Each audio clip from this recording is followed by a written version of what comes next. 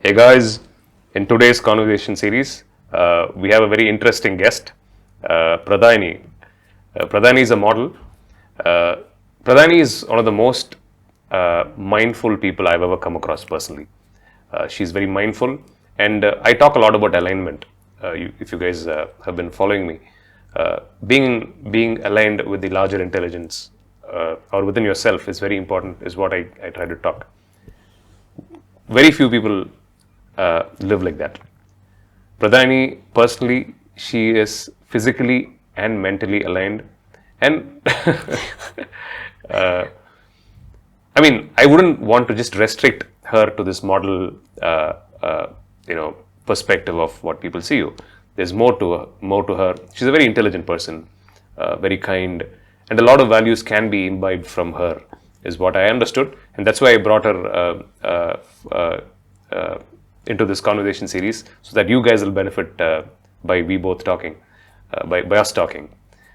That's the whole point of bringing you here, Pradaini. Thanks for coming. That's amazing. Thanks for such a wonderful intro, and I'm so happy to be here. I'm really excited for this. You are such a nice human being, such a kind and grounded, aligned human being. Because I could say the same thing about you. Because alignment is something what not a lot of people understand, right? I'm going to ask you that. What is alignment according to you, and how do you see that? Well, alignment really is about feeling grounded. Sometimes there are days when we wake up in the morning and we feel like, you know what, something feels a bit off. Or if I'm in the middle of my work, I feel like something's off. I just feel like, I'm not able to tell what it is. Or maybe something is just not going my way. The idea of alignment is to really bring ourselves back to the center and to be grounded. And practices like different tools can really help us align ourselves. And you said I'm aligned all the time. And to be really honest, it's not like I'm aligned all the time, but I always bring myself back. At least I understand that I need to make that effort to align or connect with myself. So in that way, alignment is really a work of really understanding what is grounding you and returning to center no matter what's happening on the outside. It is a very important thing which is needed right now, especially post-pandemic. People are depressed. People are upset for various reasons. How important is it for them to be mindful? Why? I mean, I'm asking this question to you because I see you fully present in whatever you do. For example, your Instagram stories, every single day, it starts off saying that the best day ever. Yeah. How many people can say that wholeheartedly? Very few. So tell me a few things about that, Pradaini. Well, honestly, as soon as we wake up in the morning, the first thing that we do, be it a routine or a prayer or anything that we do, really sets the tone for the day. And if we start going into thinking how many people are able to wake up this way and start calculating it that way, then we're really building a lot of separation, The idea is for all of us to bring in a practice that's going to help us feel good throughout the day. So there are days I wake up and I do feel out of alignment, but that does not stop me from saying best day ever, because I still want to believe that there will be many opportunities for me to allow myself to be grounded. So if I wake up one morning and if I feel out of alignment, I take some time, but I definitely still believe this is the best day ever, because I want to believe it. I'm not forcing myself into it, but I always bring myself back to some of the practices that I do to say, you know what, I feel out of alignment in this area of my life, but I'm not going to sum up my entire life and say, this is how it is. If this requires attention, I'm going to give this attention. That is not going to stop me from having the best day ever. And how important it is to have fun in life in general. So important. 100%. 100% important, because if we can't have fun, what is the purpose of this life? Now, if I said this to somebody who is possibly on a survival mode, right? Like just getting up in the morning and hustling and working so hard and trying to make ends meet and, taking care of the family. If I tell them, you must have fun, that person will probably slap me in my face, and it's okay. See, the idea of fun is not the same for everybody. Fun lies in the smallest of things, right? It's not just when I travel or when I'm out with my friends and going to the best places, doing the best things, I'm having fun. I can simply have fun doing what I'm doing, you know? It's like the book by Robin Sharma, Leader with No Title. It's beautiful how he talks about people doing the basic things but are so involved. The janitor is so much happier than Exactly. a CEO. Exactly. Right. In being so, in being so involved, you actually end up having fun. We're doing something every day, right? From morning to night, we have something to do. Things that we have to do, things that we believe we want to do. It can be anything. It's our perspective that's going to change our experience. You do the same thing, I could do the same thing, both of us can have two different experiences. For you, it could have been like, oh my God, I'm just done with it, thank God, right? For another person, it could be like, wow, I had so much fun, but both of you did the same things, right? How does that change? Fun is about your involvement in something. If I'm here, if there are 6 of us sitting here, I could be disconnected, I could be stressed out about what's happening 2 hours later. But if I'm going to allow myself to be fully involved with 6 people here who are just present here, without thinking of what's coming 2 hours later, which is inevitable, it's happening anyway. There's no point in me trading this moment for later. The more I stay in the moment, the more fun I'm able to have, right? Because I'm able to listen to you. Very powerful point. I mean, this is like an eye-opener for a lot of people. This will be like an eye-opener for a lot of people. The more you are present in the moment, it becomes fun. The more fun you can have. Because for instance, if we are sitting here and if I'm constantly switched off and let's say there are no cameras, right? Let's say we're just talking about something. And if I'm switched off, I'll probably not notice the silly things you do. But if I'm here, I'll notice the silly things you do. I'll probably make fun of you. And then you make fun of me and then we're laughing at something. We catch ourselves like finding inside jokes and laughing about something. This is the only way to truly have fun, right? To be in the present, to be with whoever you are. Then you end up having fun, but then you're noticing small details, right? You notice little things that they do and you're like, oh my God, this is funny. And that's how you're able to have fun. It's not just funny, I'm just saying to be present is where you have fun. This is the only way you can have fun. There is no way you can be stressed about, let's say, if there is a surgery that's happening later on and you have to do it, if you're going to think about that, you really can't have fun right now. Yeah. There's no point. It's happening anyway. You may as well have fun now and attend to it later. Yeah. So, Pradaini, to see, I really understand where you come from. The mind space, what you are in right now, it's beautiful. And the way a lot of people talk these things, but do they live it? I don't see, there is a huge mismatch in a lot of people's lives. They say one thing, they want to be in a certain way, they live in a certain way. But you are in sync with what you say and what you do. To get here, there would have been a lot of decisions, be it good, bad, mistakes, great decisions, whatever, experiences basically. How is the journey so far? Because a lot of people don't get to this space where you are in your head right now because they fear judgment, they fear the society, they fear a lot of things, They want to look good in people's eyes. They want to just project themselves in a certain way so that they don't get scarred by or they don't get judged by the society and people. So what is your take on that? Like how did you get here to this beautiful mind space? There's definitely been, so of course, there's definitely been a lot of mistakes. I've definitely made mistakes that have really shown me a lot of things about myself, and obviously those mistakes helped me become a better person, because the next time I was put in a situation like that, I made better decision. And in making a mistake, there are so many things that can happen, right? Like we can be ashamed, we can be embarrassed, we can choose to not forgive ourselves.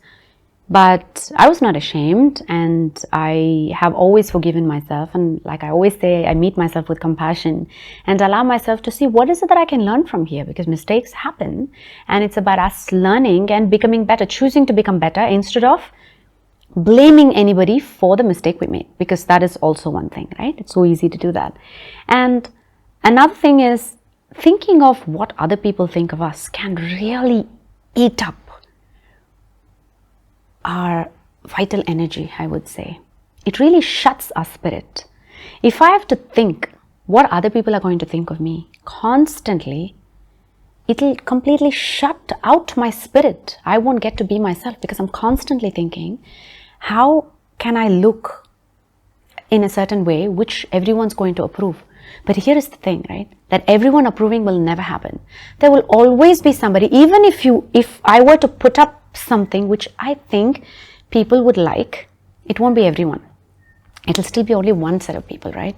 So there's no point in wasting time in trying to be something that we are not, just so people can like us. Because then in that process, we end up losing ourselves, losing our authenticity, and we forget who we are, right? The idea is for us to really understand who we are and explore more, instead of exploring what they like and trying to be that.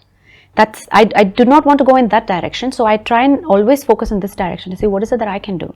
It's okay, people are going to judge you, people are going to misunderstand you, and it's normal. Because people who misunderstand you and judge you are being judged and misunderstood by other people. It's a cycle. We live in a world where everybody has opinions, and all of us judge each other. The idea is to really stop yourself. With awareness, we stop ourselves from judging other people, right? Because you don't want to be judged. From a certain angle, you can see so much of me. From this angle, this person can see so much of my life. Right? From another angle, they don't even get to see the face, but they get to still see a completely different angle. But me, from where I'm standing, nobody has the angle to my life the way I do, right? They all get to see only different parts from where they are. So people see us from their angle and their perspective, and it can never be this wholeness, because they have to literally be us to understand us. Nobody can be you, nobody can be me. So if people are taking time out to judge, let them deal with their time the way they want. But if we can tell ourselves, you know what, I'm not going to stop myself from doing what I want to do, doing what I love doing. Even if it's stupid, I don't care. If this is where my heart is taking me, as long as I'm not hurting anybody, it comes with a lot of belief system and values, right? So all my core values are in place. If I want to do something, and if I think I'm going to look foolish in front of people, I don't care. I don't care. You're allowed to judge me. Not at all. You're allowed to judge me, and I'm okay being misunderstood. I will not explain myself. And I really appreciate that. This is something which everybody should. It should start resonating with more people, is what I feel. Yeah, I think it actually sets you free. This is a form of freedom to say, you know what, you can think. When I say I don't care, it doesn't come from what do I say? It doesn't come from like egoistic point of view. Yeah, it doesn't come from there. I actually genuinely don't care. Like, I care for you. You can be someone who dislikes me, but that's not going to stop me from actually caring for you as a human. If I'm going to associate you to just that one thing, let's say you don't like me, and if I'm going to associate you as, oh, this person does not like me, then I'm going to have that separation. I don't care about your opinion, but I will still care for you as a human, right? If your patient is pissed with you, will you stop operating? No, you will still go in and do your best thing, right? Because you are meeting the human as a whole and not just their opinion. So when people have opinion about us, sometimes it can hurt all of us. There have been times where I've heard of someone saying something, and of course it's hurt me, and I'm like, why would they say this? Why would they do it? And then I'm like, I'm not going to label them for what they talk about me. I'm still going to meet them with compassion. And just because they said something, let's say, not very nice about me, I'm not going to cook up something not very nice about them in my head to be like, okay, now we are equal. No, I don't want to be equal. I'm okay with you misunderstanding me and judging me, but I still want to think of something nice about you. Right. Not going to force it. But I just want to meet you in a different way. I want to see what's amazing about you. And if you can't see it in me, no problem. But I will still choose to see what's really good about you, and not to, kind of equalize this whole thing of, yeah, you think I'm not good, I'm going to think of something that you're not good at and think, yeah, okay, you know what, it's okay, I don't care, we're even. I don't want to even things out. I don't want to win. None of us win until both of us win. And there's no winning here. So it's like me hearing my own voice. Yeah. I mean, me hearing my own thoughts in a different voice. Okay, yeah. You kind of mirror me in that. Yeah. Yeah, that's a beautiful way to look at life, right? It is just not the perspective. It's the way your being wants to express itself. Yeah. It's a lot more deeper than that, isn't it? Yeah. So do you believe in the universe? Do you believe in the larger intelligence? 100%. Larger intelligence. I mean, what are the larger intelligence? What are the odds that we are here, that things happen around us the way they happen? There is definitely something that's keeping us all, the way we are, right? And at the same time, I wouldn't look at this big intelligence, large intelligence. You said, yeah, on the outside, I believe it's very much within, and we are the creators of our life because we attract what we are.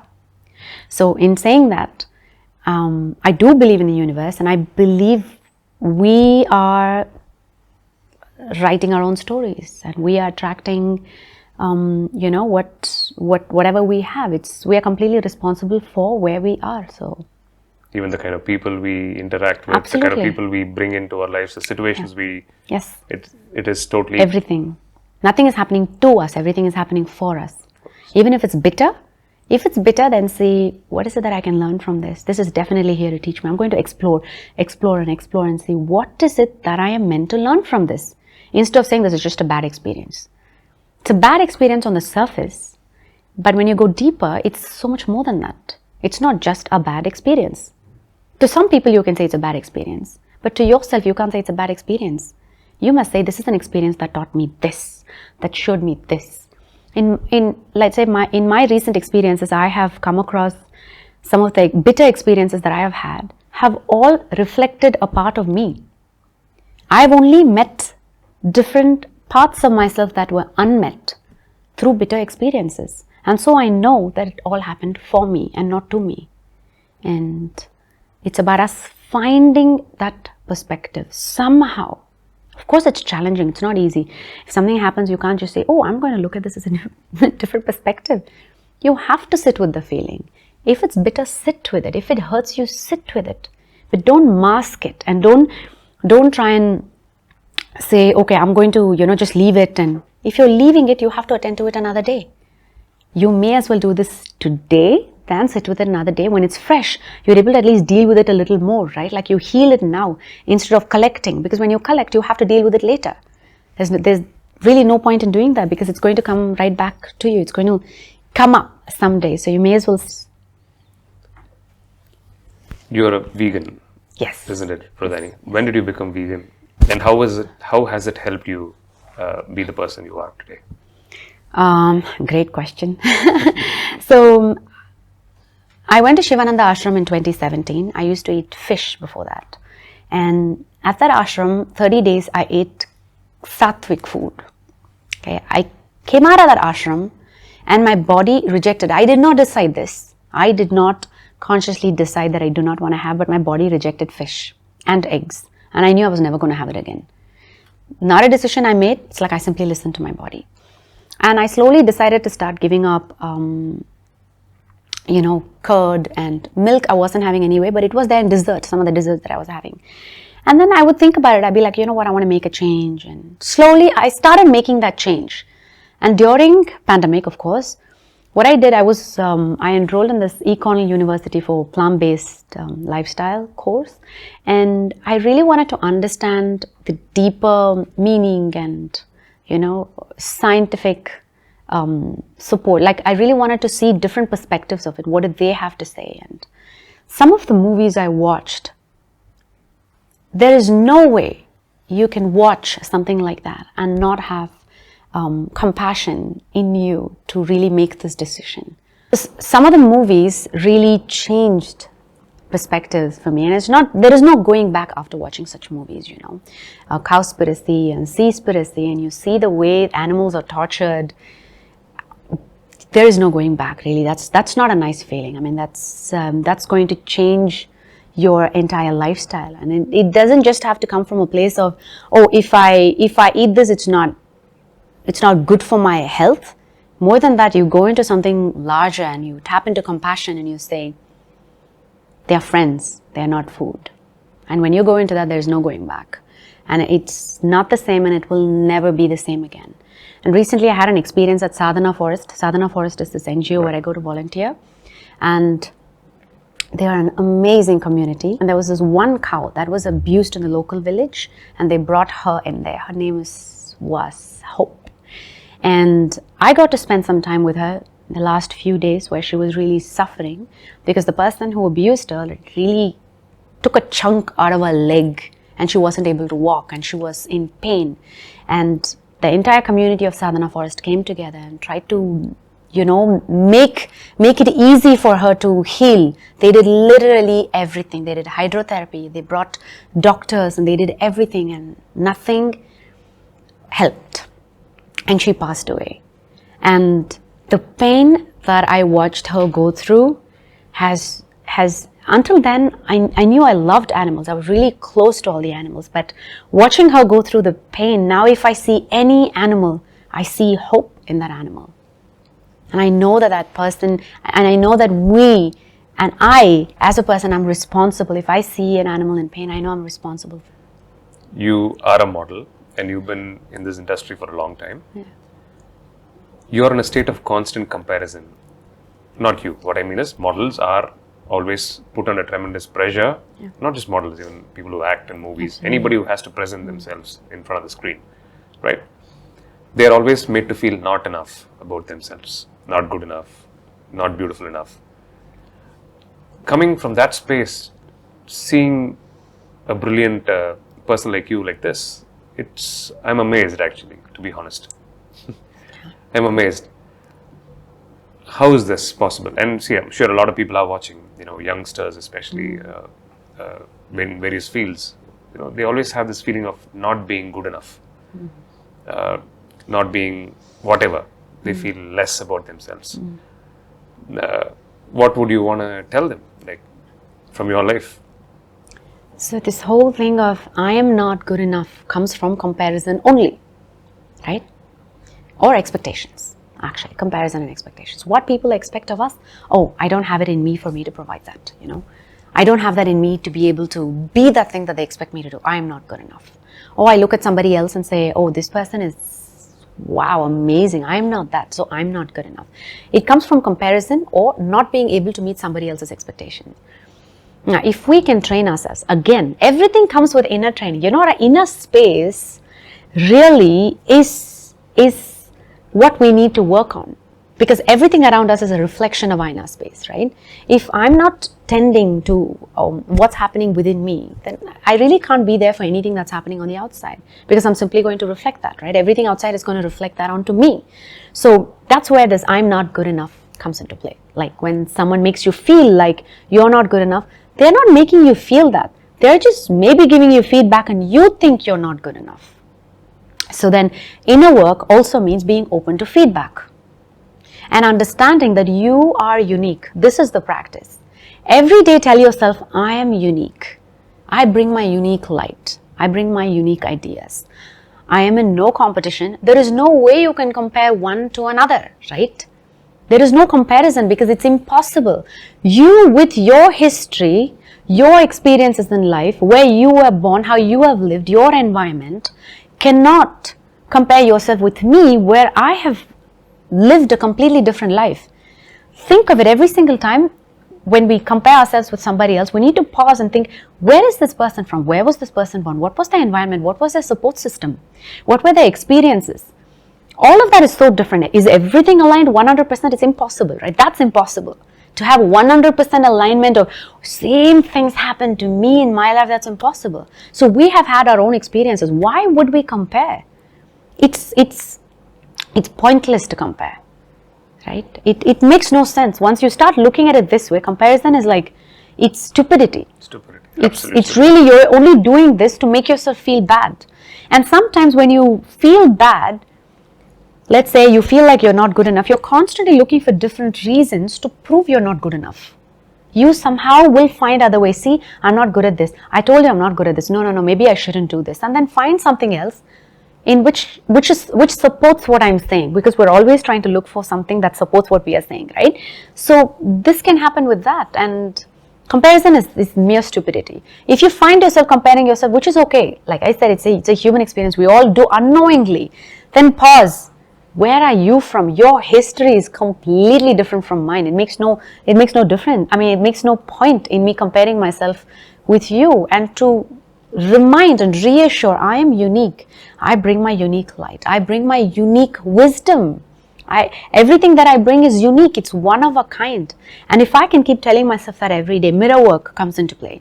One of the things that I love doing in the morning or just before I sleep is standing in front of the mirror and speaking to myself. Wow. Telling myself the most beautiful things that I want to hear instead of waiting for somebody else to tell me that, right? I like to tell myself the wonderful things that I want to hear, that I believe in myself. If there's a promise, then I want to make that for myself, you know? By simply speaking to myself, take 1 minute, set a timer, 60 seconds. Say the most beautiful things about yourself in the morning and at night. And see how you feel about yourself. And at that time, I will talk about how unique I am. Remind myself I'm unique. So this is not a game for me to get out there and compare myself with other people. There is no race. There is no game. I'm living my own life. And in my own life and my own unique journey, I bring what I know, and I'm extremely good at what I'm doing. And if I'm not, I will find a way to learn it. But I don't have to compare myself with anybody. I don't have to win anything. This is so beautiful. To anybody listening to this or watching this, I want them to understand this point. Let them ponder over it for some time, so that this will help a lot of people. Absolutely. Yeah, it's a powerful practice. And comparison, judgments, all these things. Okay, what is happiness according to you? To keep it simple. There was something very beautiful somebody once said to me. So, definition of happiness is absence of unhappiness. Am I saying it right? Absence of unhappiness. Yeah, absence of unhappiness is presence of happiness. Right. Well, basically, happiness is a state of mind. Okay, happiness is very much within you. It's like happiness. That's just who I am. And then I would say more like bliss is who you are. And then happiness is something that you feel within you very much when you are present. Because then joy and, all of this is associated to that. And every emotion that comes in as a cloud, right? For instance, let's say I'm in a state of, I'm feeling comfortable, I'm grounded. I believe happiness is within me. Let's say there is a feeling that is uncomfortable, okay? I visualize this feeling as a cloud, okay? This is me, the cloud. I allow it to just pass through. And I literally visualize this cloud, like dark clouds passing through me. I've really practiced it this way. I let it pass through me. There is thunder, there is lightning, there is like rain, so there's tears. I let myself sit with it. I wait, and it can't stay for so long because everything passes. And then I just allow it to pass. And then I see this calmness. I visualize this bright light and I visualize the sun. All of this, even if it sounds silly to somebody who has never practiced it before, when they practice it, it's a guaranteed change. Because everything is visualization. Everything that we do is a manifestation of, what we have attracted. Everything that's around us, we have manifested it. So if we have so much power within us, why can't we use it to visualize something that's great for us? That doesn't mean we shut out what's not, that doesn't mean we shut out any uncomfortable feeling of pain. Pain is beautiful because pain is a reminder of love. You are actually hurting because of your love for something. It could be person, it could be position, it could be a situation, it could be an outcome. So your love for something is causing a pain. So instead of focusing on the pain itself, understand that it is the love for someone, a situation, a power, a position, or something that is causing this pain. Then understand that, explore that. Ask yourself, is it right for me to want to have that? Can I get there? Is it possible? Then when you start dissecting the feeling, then you will arrive at one of the things. It could be that maybe this is not meant for me. I'm just in pain because I feel like I can't have it. Do I really want it? Maybe I don't even want it. But I could still be in pain because I'm like, oh my God, I can't have it. But ask yourself, if I really want it, what is it that I must do? Am I willing to put in the work? Yes, then go ahead. No, I can't put in the work. Then let go of it. So pain is a really good reminder for us to sit and understand. It's the love for something, right? So it's actually a beautiful thing. Without love, there is no pain. So it's really just together, So not deny yourself of all these feelings and simply allow yourself to feel everything. So you become so whole that you're not afraid of hurting, that you're not afraid of being in pain. I just am. If I'm feeling pain, it's okay. It's not going to stop me from having fun. It's not going to stop me from having the best life, right? Right. Because that increases the vibration of your life, as in you're living a high quality of life where I'm feeling everything. I'm feeling the joy, I'm feeling the pain, I'm feeling the hurt, I understand, I'm in touch with it, I'm there for myself. And then, this presence, this bliss, all of this I'm feeling, it's wholeness. And this is possible only if we allow ourselves to feel everything and not shut out something by simply saying, oh, I'm actually feeling so bad. No, let me just be grateful. You should be grateful, but that's only one part. You must still heal from what you're hurting. So not mix up all of this, like treat everything the way it must be treated for your own good. Like keep the inner environment pristine. Like beautiful. That's it. Coming back to that point of self-love, dropping comparisons. Children suffer with that. Right? A lot of children always compared, always even being hard by, especially parents from survival mode to comfortable mode.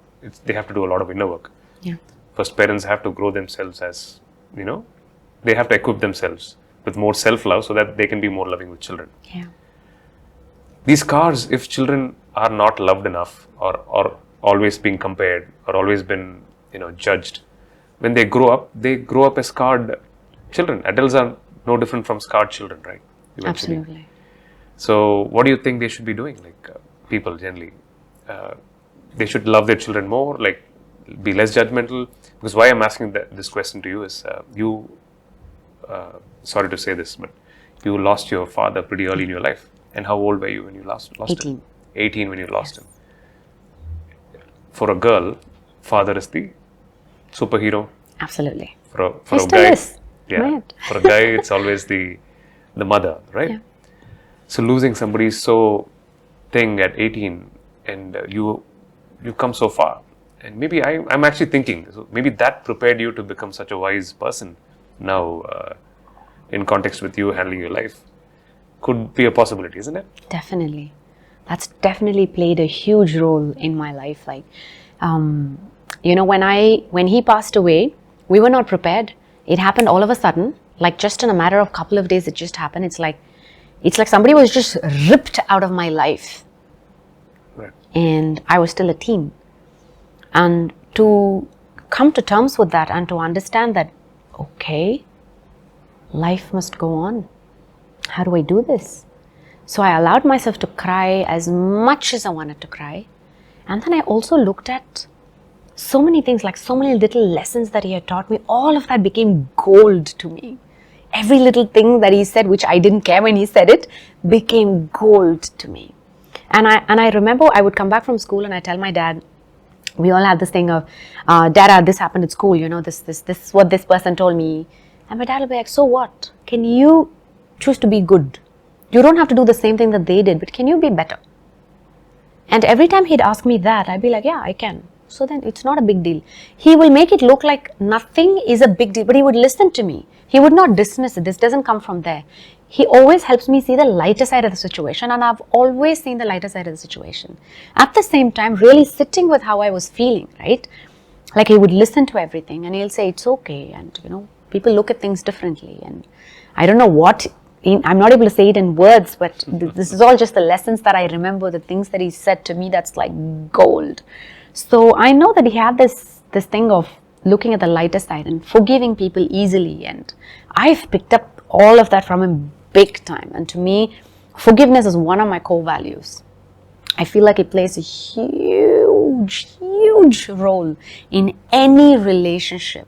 Any, not just friends, even people we work with, absolutely anybody. So I feel like that has definitely played a big role, losing him and really learning to live with myself, to know that I only have his voice in my head and in my heart, and to carry on to understanding. And I feel like that kind of led me into believe in this beauty of impermanence, that also did get me to see things in a way that I know it may never happen again. So it made me love and do things with extra love every time, you know.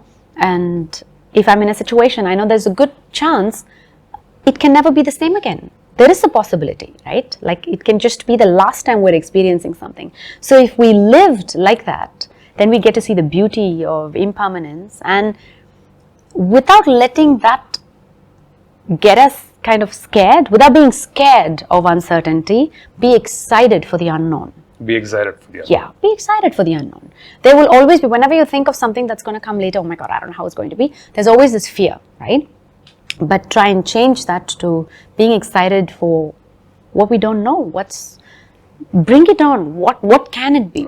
Everything that's coming our way, we're actually prepared for it. We don't believe it. We're actually prepared for it. We are prepared for it. We just don't believe it. Yeah. Because I believe in that too. Yeah. And I hope you found this conversation useful. I personally found it very interesting, and I'm sure, as I always keep telling, even if one single person gets something out of this conversation, I think we'll be the happiest people. And that's the whole point of doing this conversation. Bringing in interesting people, not just interesting people who are beautiful inside than just the outside. Thank you, Pradaini, and that's what I see in you. Thank you very much for having me here. I had such a wonderful time in this conversation. Thank you. Thank you.